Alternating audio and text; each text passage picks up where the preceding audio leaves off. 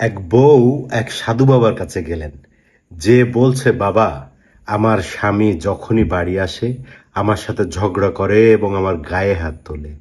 Please বাবা, দয়া করে আমাকে এমন একটা তাবিজ দিন যেন এর থেকে আমি রক্ষা পাই।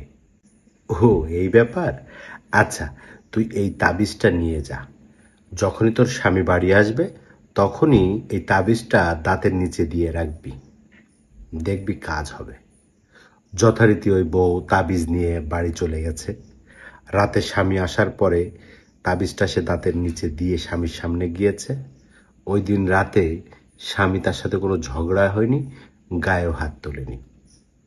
শান্ত পরিবেশ। এভাবে চলতে থাকলো। 1 সপ্তাহ পরে এই বউ সাধু বাবার কাছে গিয়ে বলল, বাবা, আপনি তো কারিশমা দেখাই দিছেন বাবা, আপনার তাবিজে তো জাদু আছে বাবা। এই তাবিজ নেয়ার পর থেকে আমার স্বামী আমার সাথে আর কোনোদিন ঝগড়াও করেনি এবং আমার গায়েও হাত তোলেনি। বাবা তখন বলছে, আরে, এটা তাবিজের কারিশমা না রে, এটা তোর মুখের কারিশমা।